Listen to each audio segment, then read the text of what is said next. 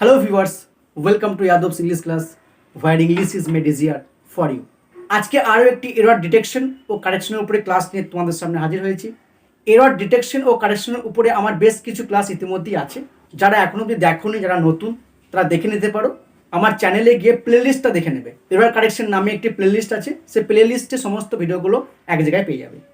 তো দেখে নেওয়া যাক আজকে এরর ডিটেকশন ও কারেকশনের ক্লাস। খুব মন দিয়ে ক্লাসটি শেষ অবধি দেখবে, বেশ কিছু ইন্টারেস্টিং বিষয় তোমরা খুঁজে পাবে। প্রথম সেন্টেন্সটি আছে unless you do not go to him he will not help you. এই সেন্টেন্সে কি ভুল আছে দেখো। এই আনলেস, আনটিল এই শব্দগুলো ইতিমধ্যেই নেগেটিভ অর্থ প্রকাশ করে। আনটিল মানে যতক্ষণ না, আনলেস মানে যদি না। তো এই শব্দগুলোর মধ্যে অলরেডি নেগেটিভ অর্থ নিহিত আছে, সেহেতু এর পরে আর নেগেটিভ সেন্টেন্স ইউজ করতে হবে না।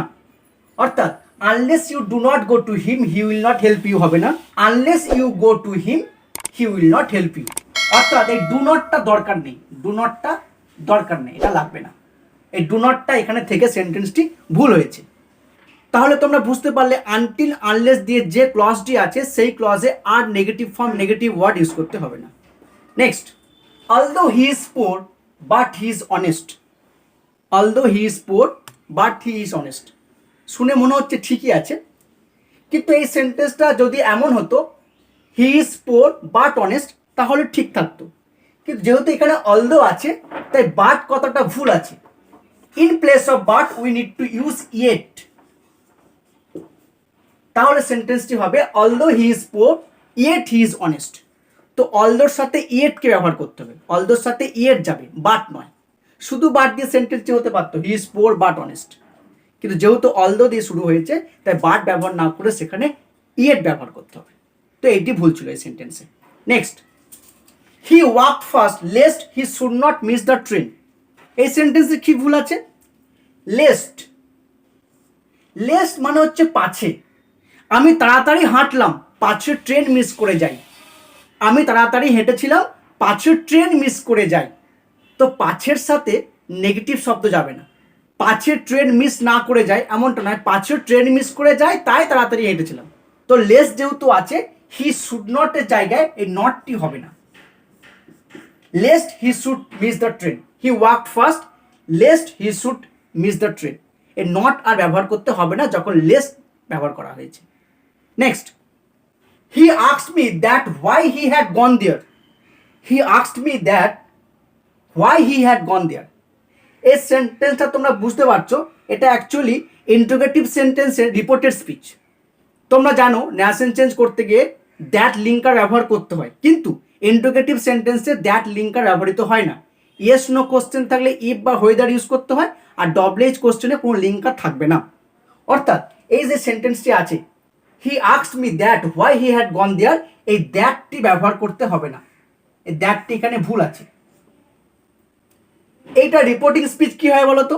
যদি করা হয় এরকম হতে পারে, he said to me quotation starts why did he come here.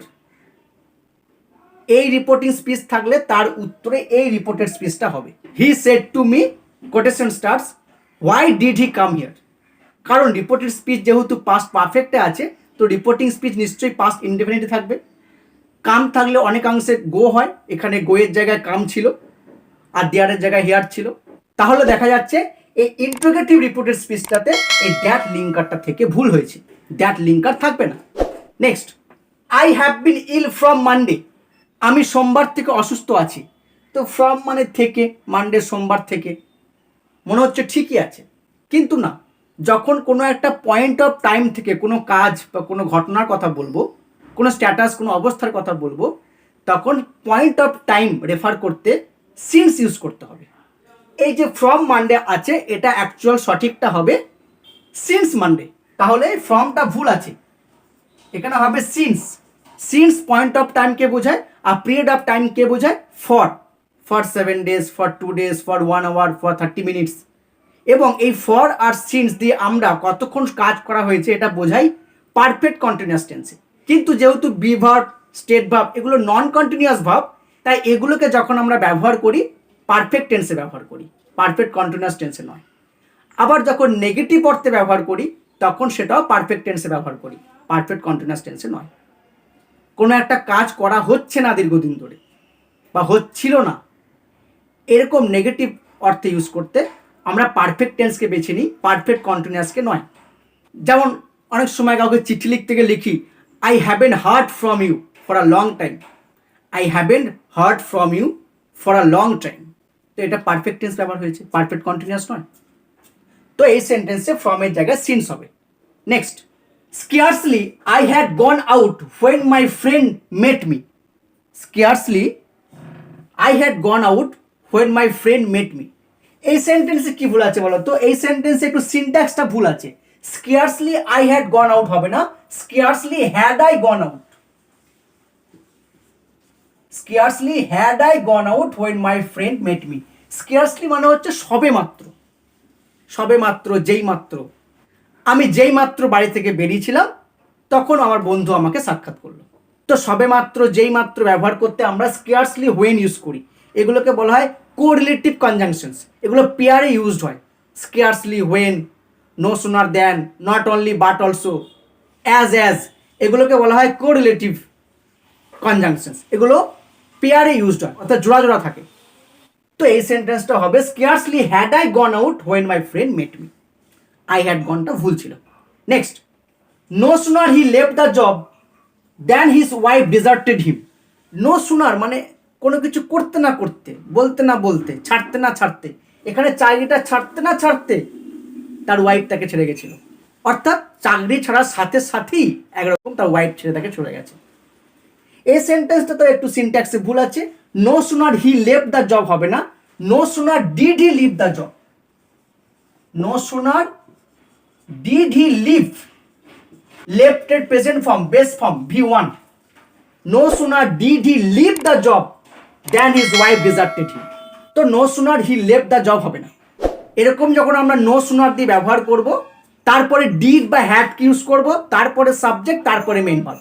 No sooner, did বা হ্যাড, তারপরে সাবজেক্ট, তারপরে মেইন ভার্ব।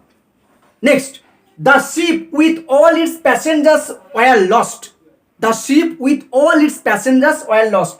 প্যাসেঞ্জার্সকে দেখে তোমাদের মনে হতে পারে ভার্ব এখানে ওয়ার ঠিকই আছে, কিন্তু এখানে ভুলটা হচ্ছে, এই ওয়ারটাই আসলে ভুল আছে। কারণ এখানে প্যাসেঞ্জার্সকে দেখে ওয়ারটা হবে না, দ্য শিপকে দেখে হবে। দ্য শিপ হচ্ছে এই সেন্টেন্সে প্যারেন্থেটিক্যাল, অর্থাৎ দ্য শিপের জন্য এটা হবে ওয়াজ।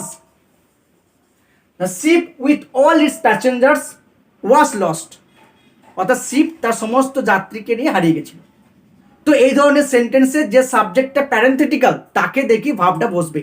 আগের ক্লাসে এরকম অনেকগুলো এক্সাম্পল দেখিয়েছিলাম, যারা ক্লাসটা দেখোনি তারা অবশ্যই দেখে নিও।